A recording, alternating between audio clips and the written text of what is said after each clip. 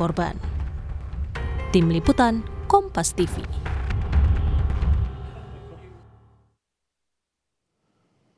Kejaksaan Negeri Sukabumi menerima surat pemberitahuan dimulainya penyelidikan atau SPDP kasus kematian remaja usia 13 tahun yang diduga dianiaya ibu tiri. Sebelumnya, polisi menaikkan kasus ini ke tahap penyidikan. Tapi baru kami terima hari ini dan kami sudah menunjuk beberapa jaksa untuk mengikuti dan meneliti perkembangan dari penyidikan yang sedang dilakukan oleh teman-teman Polres Pelabuhan Sukabumi, Polres Sukabumi di Pelabuhan Ratu.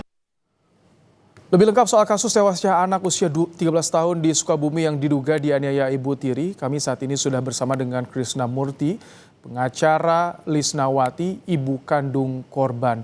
Selamat malam, Bang Krisna. Selamat malam, Mas. Bang Krisna, jadi sebetulnya apa saja yang dilaporkan oleh klien Anda sebagai ibu kandung korban ke Polres Sukabumi, Pak?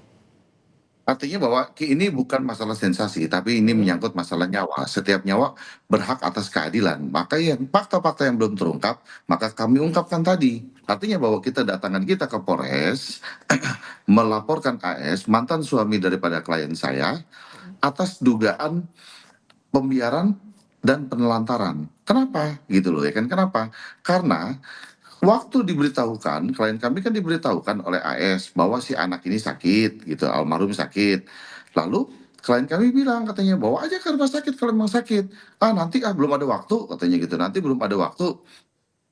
Ada kalimat pakai bahasa Sunda yang saya nggak ngerti ya di dalam chat WA-nya itu, yang menurut saya artinya bahwa ya udahlah kalau paling mati katanya nanti dikubur aja katanya di dekat bapaknya. Nah, ini dalam keadaan kritis, artinya bahwa ini dalam anak ini kan percepatan dalam kecepatan. Kenapa harus ditunggu? Kenapa tidak langsung dibawa ke rumah sakit gitu loh. Nah, kami duga ini ada kan kelalaian, kan ada pembiaran dan ada penelantaran. Maka tadi kita datang ke Polres Sukabumi dan alhamdulillah laporan kita diterima gitu loh, Mas. Jadi yang jadi bukti adalah bagaimana percakapan antara ibu kandung korban dengan ayah kandung korban di peristiwa ketika korban kritis. Betul, betul. Kan itu yang mau dibukti. Jadi ada beberapa chat kan ada beberapa chat yang kita sudah serahkan tadi, bukti-bukti tadi kan kepada penyidik. Seluruh chatnya sudah kita serahkan kepada penyidik. Bang Krisna, tapi selain ketika korban kritis, apakah di rentang waktu 4 tahun nih selama ibu kandung dihalang-halangi, ada juga indikasi kalau ayah kandung korban ini menelantarkan? Gini, saya luruskan sedikit. Artinya kenapa? Bukan ibu korban tidak mencari daripada anaknya sendiri selama 4 tahun. Menurut keterangan klien saya, bahwa dia dihalang-halangi, ya kan, tidak boleh bertemu dengan anaknya. Kemudian, klien saya mengalami traumatik. Kenapa mengalami traumatik?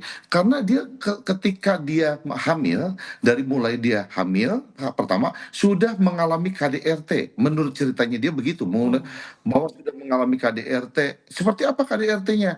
Bahwa rambutnya pernah pakai golok dibacok katanya, terus pernah dipukuli gitu loh, pernah dan macam-macam lah KDRT-nya, sehingga dia tahu kan bagaimana tipikal mantan suaminya itu gitu loh. Jadi daripada dia berbahaya, dia trauma terhadap itu, bukan tidak mencari. Terakhir neneknya yang bertemu dengan dia tahun 2023 tuh ketemu dengan almarhum neneknya. Nah, cerita neneknya kepada saya bahwa almarhum tuh kepengen banget ikut neneknya. Dia udah nggak mau tinggal di sana, dia harus ikut neneknya. Cuman kan nggak bisa gitu loh. Cuman nggak bisa.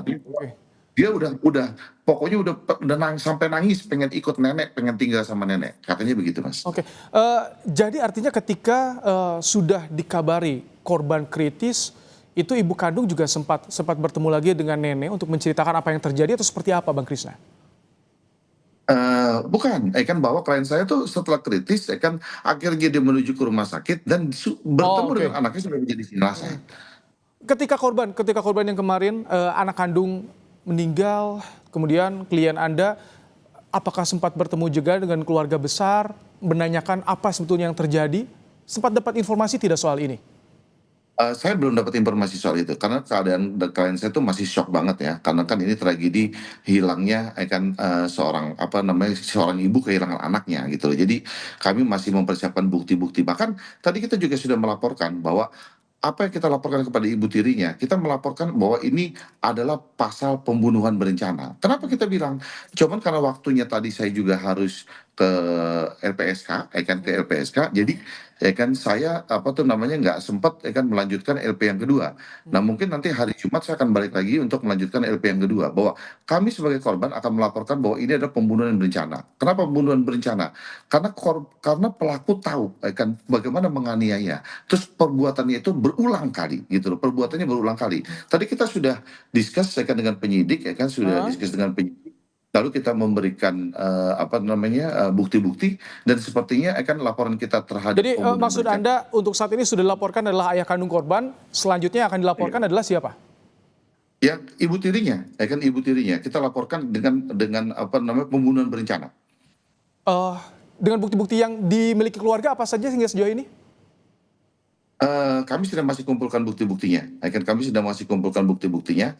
Lalu ada percakapan juga yang kita lihat dari cuplikan ayahnya, bahwa dia sempat dibawa ke mana kuburan atau apa. Ada video-video yang beredar lah dari ayahnya, bahwa dianiaya apa dan sebagainya. Bahwa kalau kita gini loh, buat kita nih ya, kalau kita seorang ayah, misalkan pagi kita ketemu dengan anak kita, lalu tiba-tiba sore bertemu dengan anak kita, ada perubahan fisik, apa sih? Kita pasti akan tanya sederhananya, kita tanya kenapa, gitu loh, kenapa nak, kok jidatmu gitu, atau kakimu kenapa gitu, oh jatuh main bola atau jatuh dari sepeda. Nah ini luka lebamnya tuh banyak sekali, Baik. apa gitu loh. Ini makanya faktor-faktor pembiaran inilah nanti biarkan penyidik lebih lanjut lah nanti mendalami daripada kasus ini. Ini proses hukum tengah ditempuh oleh ibu kandung korban untuk mencari keadilan terhadap anaknya. Terima kasih Bang Krisna Murty, pengacara Lisnawati, ibu kandung korban, telah berbagi informasi di Kompas Malam hari ini, Bang.